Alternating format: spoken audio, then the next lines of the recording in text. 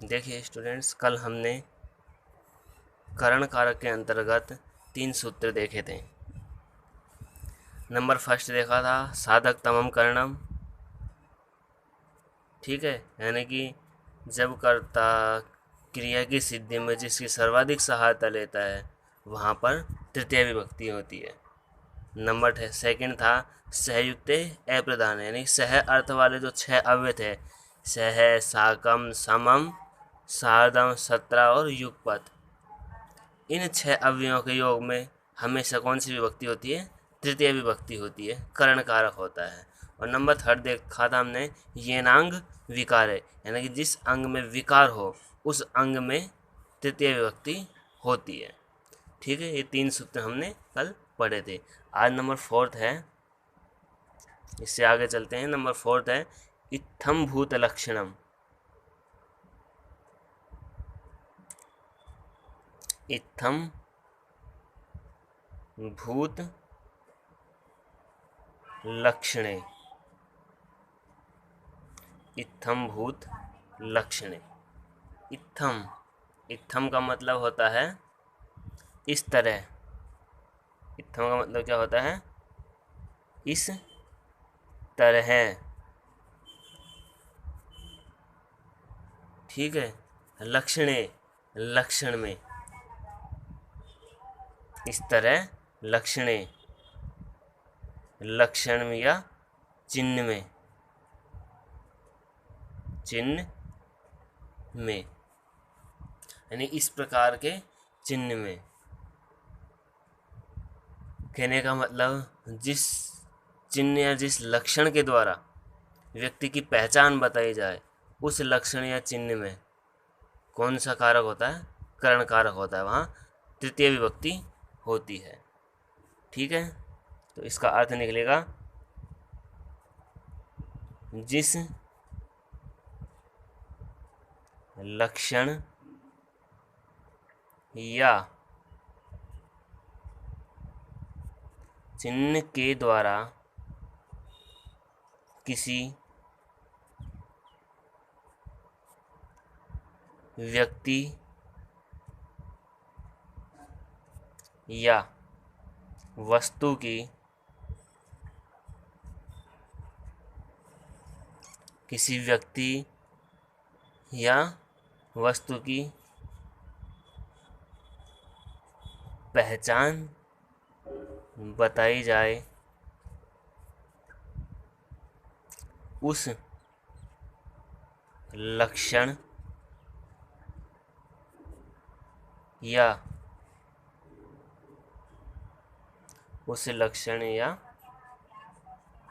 चिन्ह में तृतीय विभक्ति होती है। तृतीय विभक्ति होती है।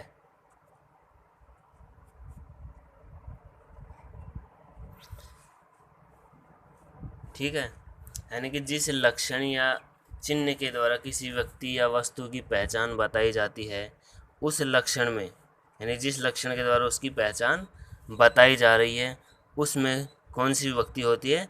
तृतीय विभक्ति होती है, यानी कि करण कारक होता है। ठीक है, जैसे एग्जाम्पल देखते हैं इसके। पुस्तकेन छात्र,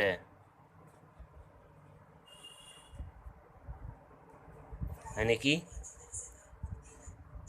पुस्तक से छात्र, यानी कि पुस्तक से छात्र प्रतीत हो रहा है, प्रतीत हो रहा है या दिख रहा है, यानी कि पुस्तकेन छात्र, पुस्तक से छात्र दिख रहा है। यानी छात्र की क्या पहचान है? उसकी पुस्तक है। वो किस लक्षण से दिखाई दे रहा है कि ये छात्र है?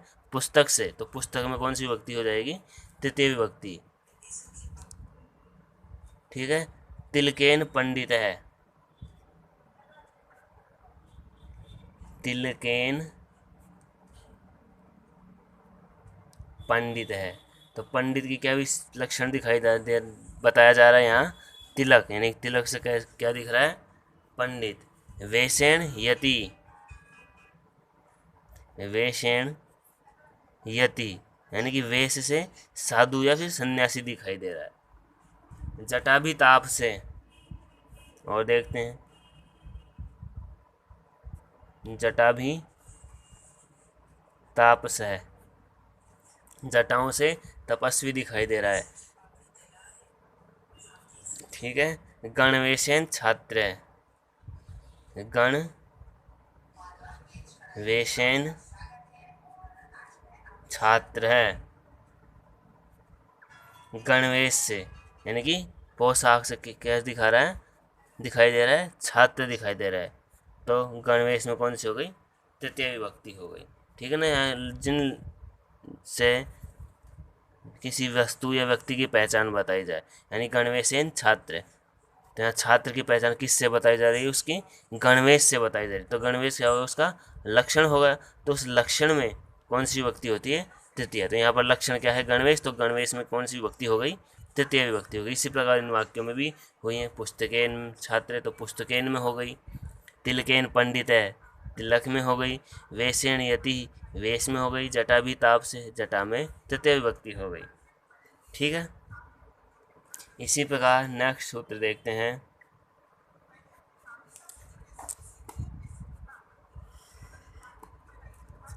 ठीक है, ये तो समझ में आया ना। हाँ, तो आप इस चैनल को सब्सक्राइब भी कर लो।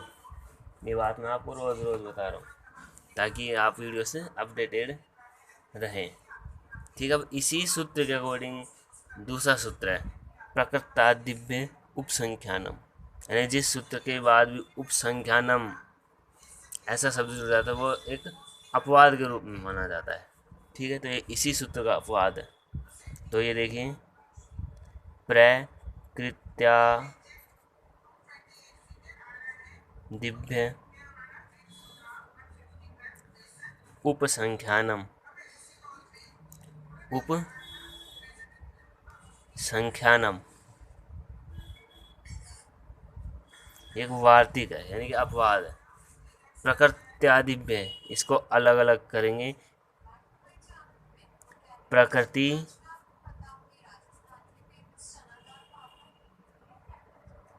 आदिव्य, यानी कि प्रकृति आदि शब्दों के साथ, प्रकृति आदि शब्दों के साथ कौन सी विभक्ति होती है, तृतीय विभक्ति होती है। ठीक है। इसका सीधा सा अर्थ ये निकलेगा, प्रकृति आदि शब्दों के साथ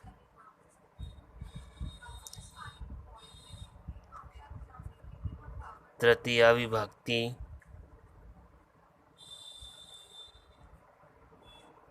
होती है।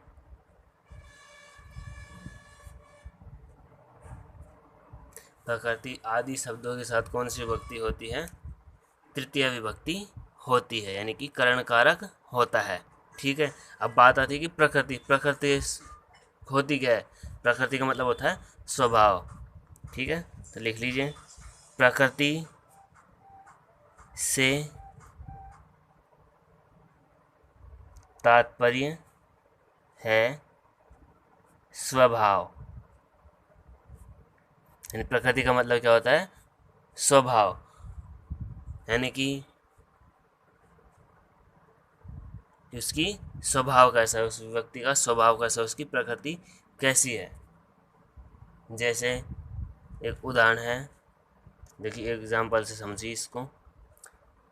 सुखपूर्वक जाता है, यानी कोई व्यक्ति, राम सुखपूर्वक जाता है, राम सुखपूर्वक जाता है। तो राम जा रहा है, लेकिन उसकी तरीका कैसा है, उसकी प्रकृति कैसी है, सुखपूर्वक। तो ये जो प्रकृति, ये शब्द आया है सुखपूर्वक, इसमें कौन सी विभक्ति हो जाएगी, तृतीय विभक्ति हो जाएगी। ठीक है ना। तो राम है सुख, सुखेन याति,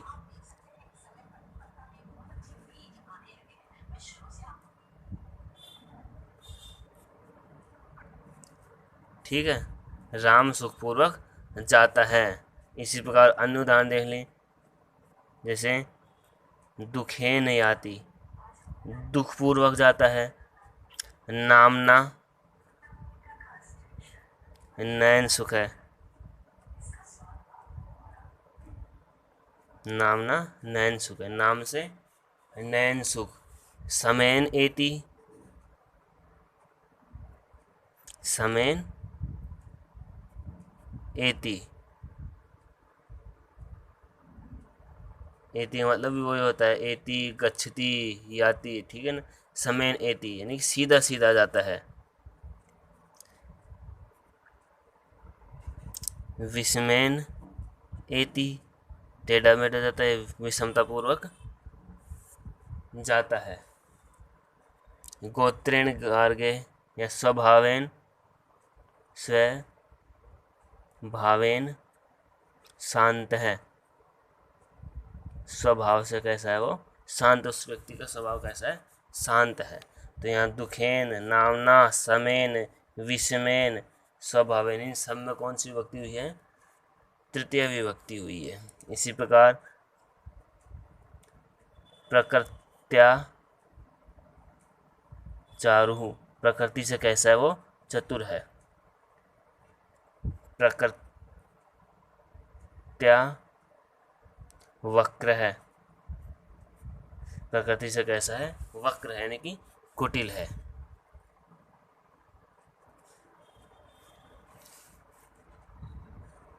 ठीक है, ऐसे और भी हैं, जैसे गोत्रेण गार्ग्य, गोत्र से कैसा है, गार्ग्य है, यानी गोत्र से उसकी पहचान बताई जा रही है। ठीक है, तो यहाँ प्रकृत्या, गोत्रेण, सभी में कौन सी विभक्ति का प्रयोग हुआ है, तृतीय विभक्ति का प्रयोग हुआ है। ठीक है, इनको नोट कर लीजिए आप एक बार।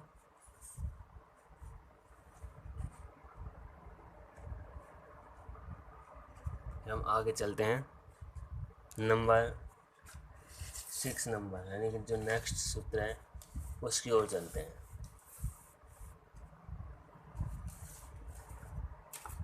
छोटा सा सूत्र है,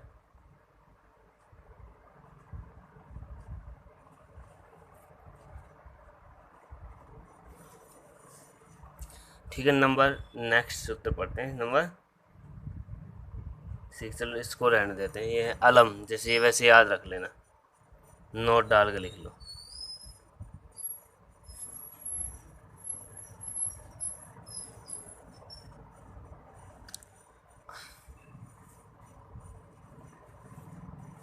अलम,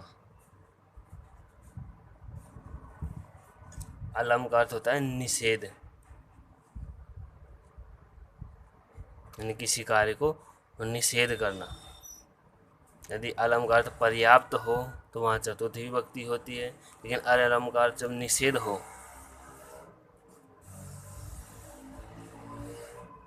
निषेध के योग में तृतीय विभक्ति,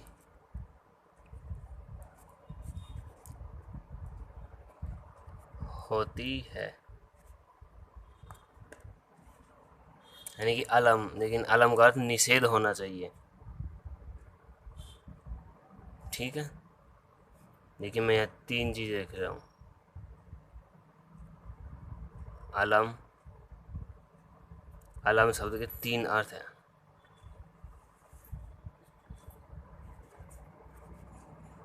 नंबर फर्स्ट का तो अर्थ लेते हैं हम बिना, ये बिना। सेकंड है निषेध, और थर्ड होता है पर्याप्त। उदाहरण आगे आएंगे, ठीक है ना इनके। तो ये ध्यान रखना, जब अलम का अर्थ बिना हो तो वहाँ तो कौन सी विभक्ति होती है, द्वितीय विभक्ति होती है। जब अलम का अर्थ निषेध हो तो वहाँ तृतीय विभक्ति होती है। ठीक है, और जहाँ पर अलम का अर्थ पर्याप्त हो वहाँ पर चतुर्थी विभक्ति होती है।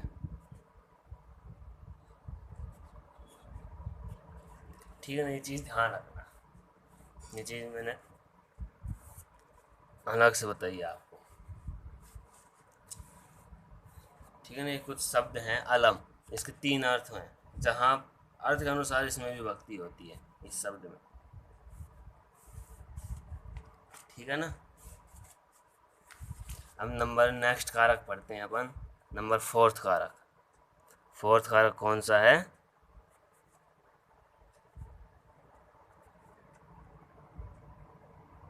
संप्रदान कारक।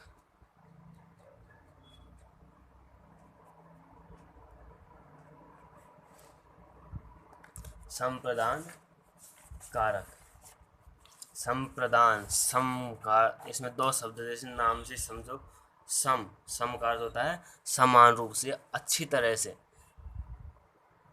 और दान, प्रदान, किसी को कोई वस्तु प्रदान करना, दान के रूप में देना, तो वहाँ क्या होता है? संप्रदान कारक होता है। ठीक है, तो इसका परिभाषा सूत्र है कि कर्मणा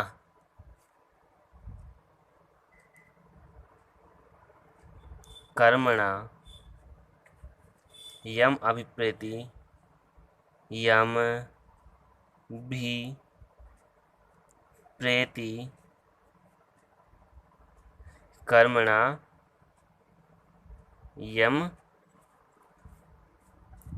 अभिप्रेति स संप्रदानम, स संप्रदानम।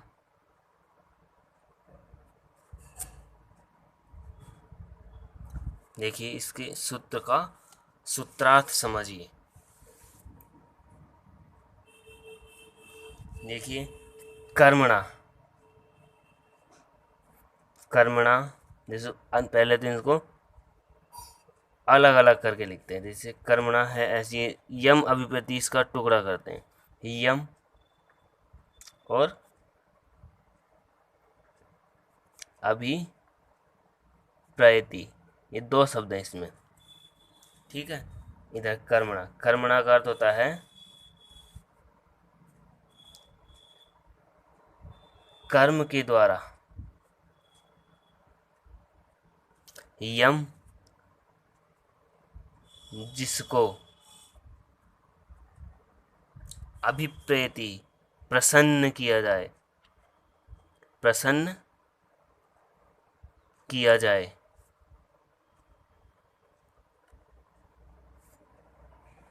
यानी कि कर्म के द्वारा जिसको प्रसन्न किया जाए, सह वह क्या होता है? संप्रदान। यानी कर्म के द्वारा जिसको प्रसन्न किया जाए, कर्म। अब बात आती है कर्म, कौन सा कर्म, या कौन से कर्म की बात कही गई है?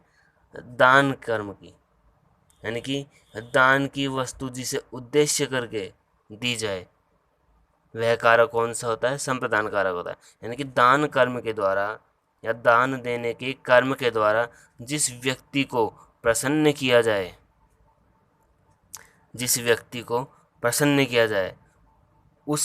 को क्या कहते हैं? वह पुल्लिंग है, तो वस्तु तो होगी नहीं, सह शब्द आया कि पुल्लिंग का होगा। सह संप्रदान, वह व्यक्ति क्या होता है? संप्रदान होता है, और उसकी क्या होती है? संप्रदान संज्ञा होती है, और उसमें कौन सी विभक्ति होती है? चतुर्थी, यानी कि उस व्यक्ति में कौन सी विभक्ति होगी? चतुर्थी विभक्ति का प्रयोग होगा। ठीक है, जैसे अर्थ देखिए इसका,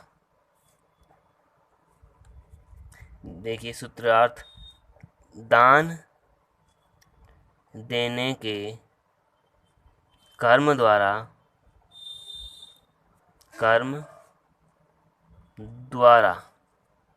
जिसको, यानी कि जिस व्यक्ति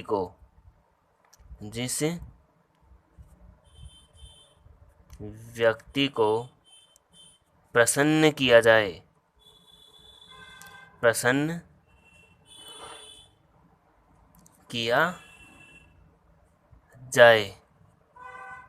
उस व्यक्ति की कौन सी संज्ञा होती है? संप्रदान संज्ञा होती है तथा संप्रदान में कौन सी विभक्ति होती है?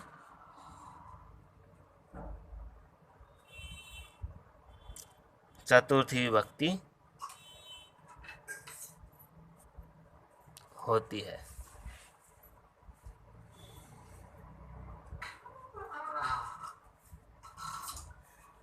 ठीक है, यानी कि दान देने के कर्म द्वारा जिस व्यक्ति को प्रसन्न किया जाए उसे व्यक्ति की संप्रदान संज्ञा होती है और संप्रदान में चतुर्थी विभक्ति होती है। कहने का मतलब जिसकी संप्रदान संज्ञा किसकी होगी यहाँ पर? जिस व्यक्ति को दान के द्वारा प्रसन्न किया जाए उसमें संप्रदान होगी और उसी में क्या होगी? चतुर्थी विभक्ति होगी। ठीक है, जैसे एक उदाहरण लेते हैं यहाँ पर,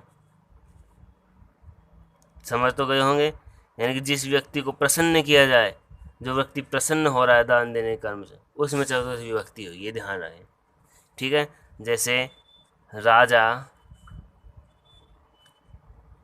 ब्राह्मण को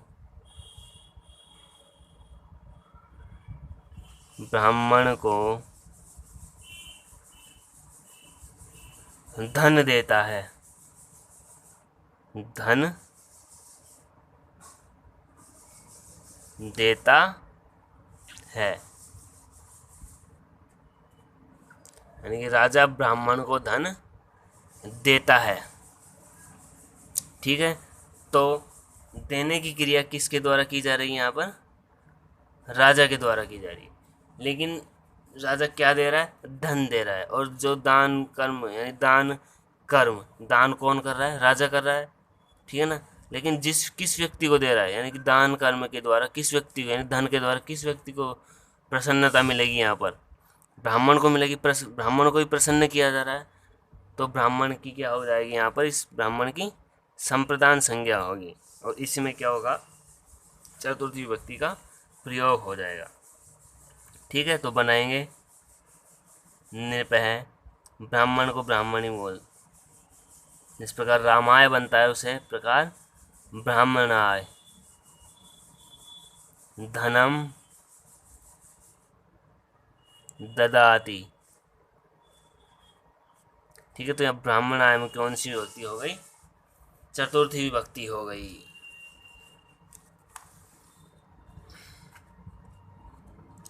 ठीक है, इसी प्रकार नेक्स्ट उदाहरण देखते हैं। नृपः विप्राय गाम ददाति। यहाँ विप्र में हो गई, क्योंकि राजा विप्र को गाय देता है। गाय किसको दे रहा है? विप्र को दे रहा है। गाय देने से प्रसन्न कौन हो रहा है? विप्र हो रहा है। तो विप्र की संप्रदान संज्ञा हुई और उस विप्र में ही क्या हो गया? चतुर्थी विभक्ति का प्रयोग हो गया। ठीक है, मोहन है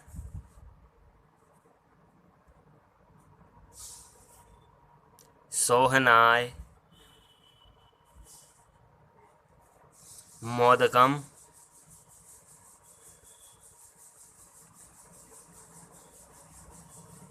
ददाति। मोहन सोहन को लड्डू देता है। यानी कि लड्डू देने किसको दिया जा रहा है? यहाँ पर सोहन को दिया जा रहा है। और तो चतुर्थी विभक्ति किस में होगी? सोहन में होगी, न कि मोहन में। ठीक है, इसी प्रकार भामाशाह प्रतापाय धनम ददाति।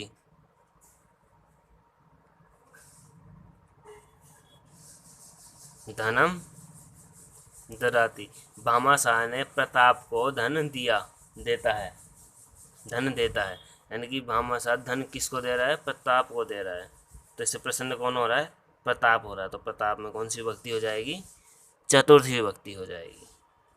ठीक, यानी कि पहले सूत्र का अर्थ है कि दान कर्म के द्वारा जिस व्यक्ति को प्रसन्न किया जाए उस व्यक्ति में कौन सी विभक्ति होती है? चतुर्थी विभक्ति होती है। ठीक है। नंबर सेकंड सूत्र देखते हैं अपन। सेकंड सूत्र सीधा सीधा है कि रुच्यर्थानां प्रीयमाण।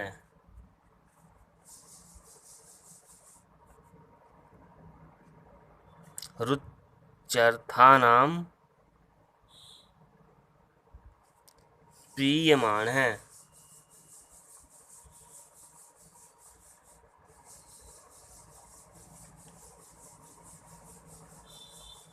रुच्यर्थानां प्रीयमाण है। देखिए वही सूत्र का अर्थ निकालते हैं सबसे पहले। देखिए इसको अलग अलग करते हैं पर रुचि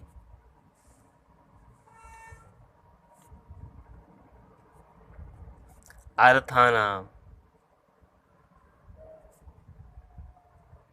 रुचि अर्थानाम और प्रियमाण है ही। ठीक है।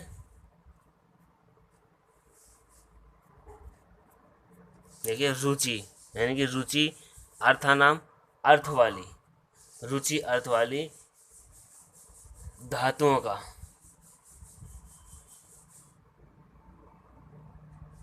रुचि अर्थ वाली धातुओं का प्रयोग होने पर या रुचि अर्थ वाली धातुओं के साथ प्रियमाण है जिसे रुचि कर लगे। देखिए रुचि का मतलब रुचि अर्थानाम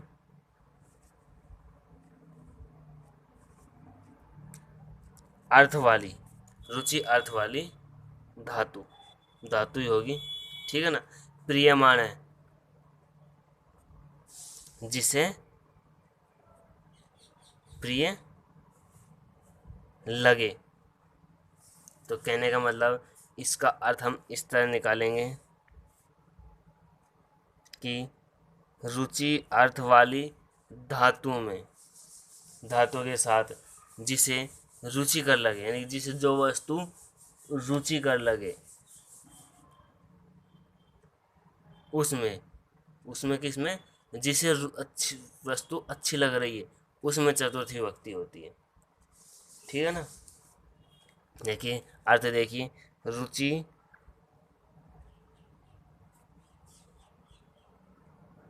अर्थ वाली धातु,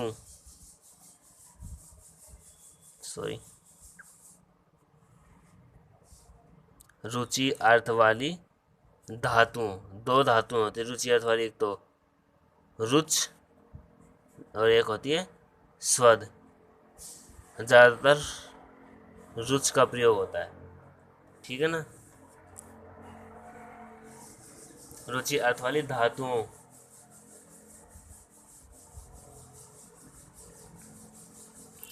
का प्रयोग होने पर, का प्रयोग होने पर जिसे रुचिकर लगे,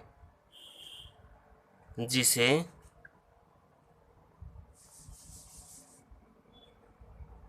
प्रिय लगे या रुचिकर लगे उसमें चतुर्थी विभक्ति होती है। उसमें कौन सी विभक्ति होती है?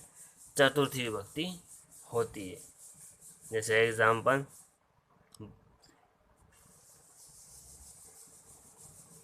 बालक को मोदक अच्छे लगते हैं। देखिए मैंने सूत्र का अर्थ लिखवाया कि रुचि अर्थ वाली धातु है, एक तो रुच और नंबर सेकंड स्वर्द। इन धातु का प्रयोग होने पर जिसे रुचि कर लगे उसमें चतुर्थी विभक्ति होती है।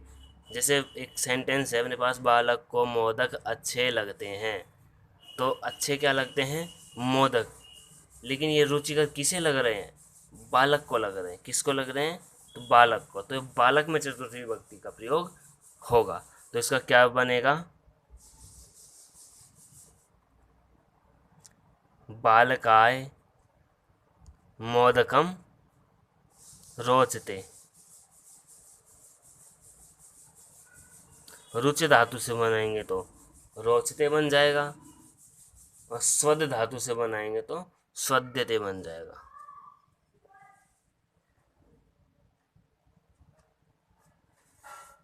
ये आत्मनेपदी धातु है, ठीक है।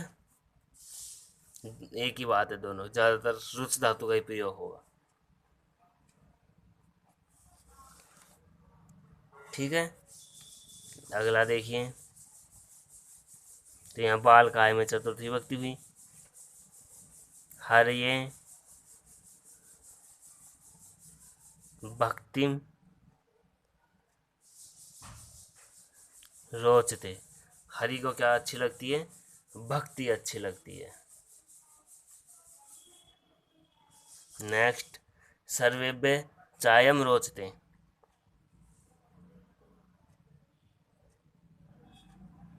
सर्वेभ्य सभी को चाय अच्छी लगती है। इस प्रकार जिसे वस्तु अच्छी लग रही है, इसमें बालक को अच्छी लग रही है, इसमें हरि को अच्छी लग रही है, इसमें सभी को अच्छी लग रही है, तो इनमें क्या हुआ, चतुर्थी विभक्ति का प्रयोग हुआ, ठीक है ना। ये ध्यान रहे, यानी कि जिसे अच्छी लगे उसमें होती है चतुर्थी विभक्ति, ठीक है ना। जिसे जो वस्तु अच्छी लगे उसमें होती है, वस्तु में नहीं। जिसको अच्छी लग रही है वहां पर चतुर्थी विभक्ति होती है, ठीक है। नंबर थर्ड सूत्र है, नमः स्वस्ति, यानी लेकिन नमः स्वस्ति स्वाहा स्वधा अलम वसट योगाच, योगाच, यानी कि नमः स्वस्ति स्वाहा स्वधा अलम वसट योगांच, यानी इनका योग होने पर या इनके योग में, तो हम इनको अलग अलग लिखते हैं, ठीक है। देखिए नमः, नमः का मतलब होता है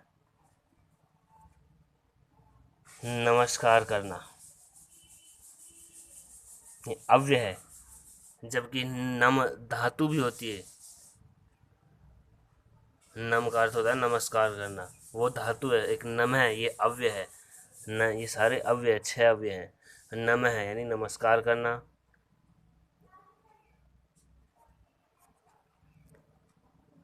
स्वस्ति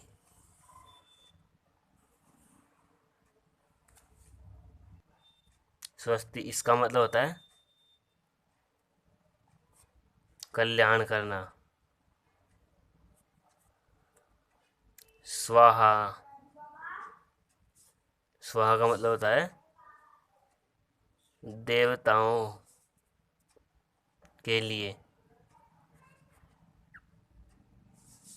हवि। स्वधा,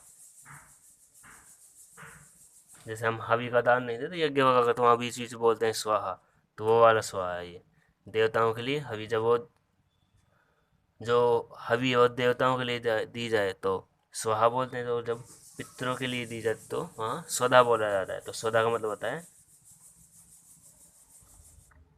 पितरों के लिए हवि, पितरों के लिए हवि। अलम, अलम का मैंने पहले लिखवाया था, अलम का मतलब होता है पर्याप्त। अलम, अलम का मतलब होता है पर्याप्त। और वसट, वसट का अर्थ होता है कल्याण।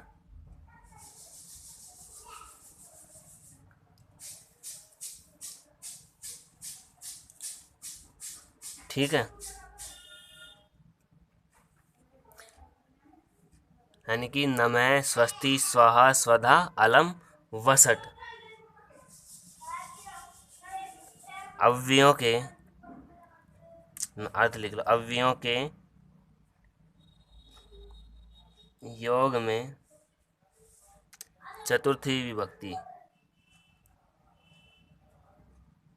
चतुर्थी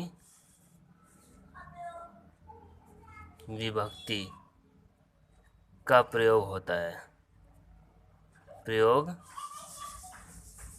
होता है।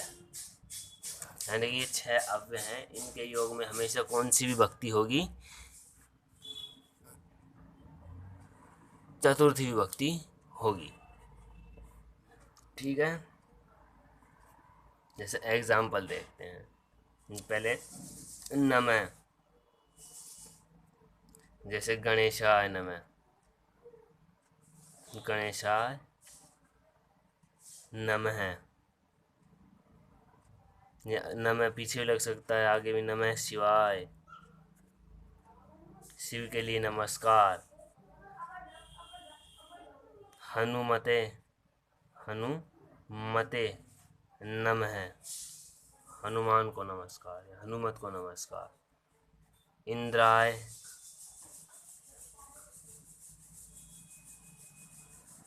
नमः, इंद्र के लिए नमस्कार। ठीक है, ये स्वस्ति का देखते हैं। प्रजाभ्य स्वस्ति, प्रजाभ्य स्वस्ति, प्रजा का कल्याण हो। छात्रेभ्य स्वस्ति,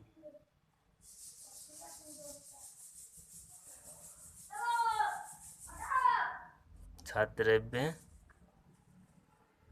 स्वस्ति, छात्रों का कल्याण हो। तो स्वाहा का देख लो। अग्नये स्वाहा, अग्नि के लिए हवि का दान। भगवते स्वाहा,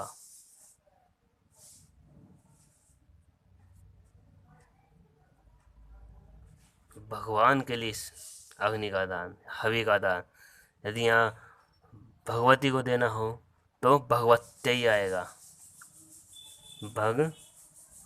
भगवत्यै स्वाहा, भगवती के लिए। ठीक है, स्वधा पित्रे,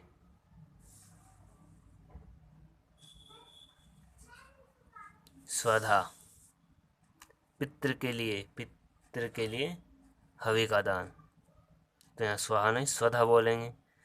और सभी पितरों के लिए देंगे तो पितृभ्य,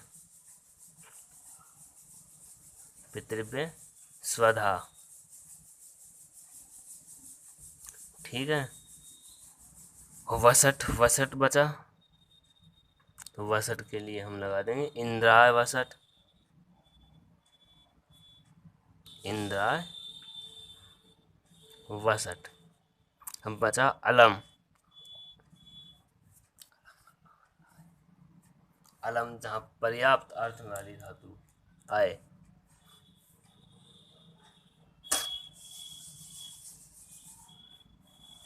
ठीक है, जैसे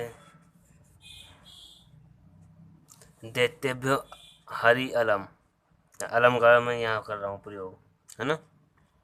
इसके लिए जैसे अलमिति पर्याप्त अर्थ ग्रहणम, जहाँ पर पर्याप्त अर्थ की ग्रहण किया जाए वहाँ अलम का प्रयोग होता है। जैसे दैत्यभ्य, दैत्यभ्य अलम हरि, दैत्यों के लिए हरि पर्याप्त है। ठीक है, अलम रुदितेन, निषेध करना भी तो अलम का अर्थ होता है, निषेध करना।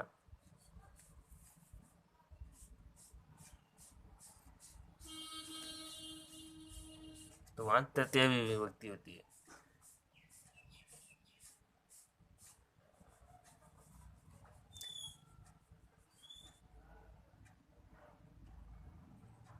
ठीक है, लेकिन अपन इसके ऊपर ध्यान देंगे। रावणाय अलम राम है, रावणाय अलम राम है, रावण के लिए राम पर्याप्त है। ठीक है, ठीक है, ये नंबर 3 हो गया।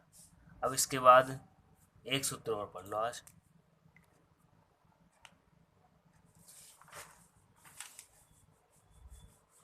नहीं, कल अगली क्लास में देखेंगे तो सूत्र बता देंगे आपको, जो इम्पोर्टेंट है, जो ज़्यादातर पूछे भी जाते हैं, और आपकी जो बुक है नोटबुक उसमें भी उनका प्रयोग अधिकांश रूप से किया गया है।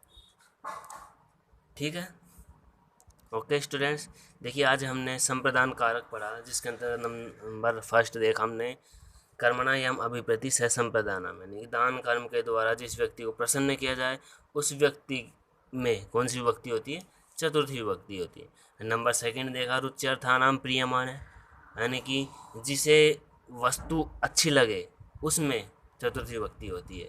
और नंबर 3 में हमने कुछ शब्द देखे, 6 अव्यय शब्द देखे, नमः, स्वस्ति, स्वाहा, स्वदा, अलम और वसट।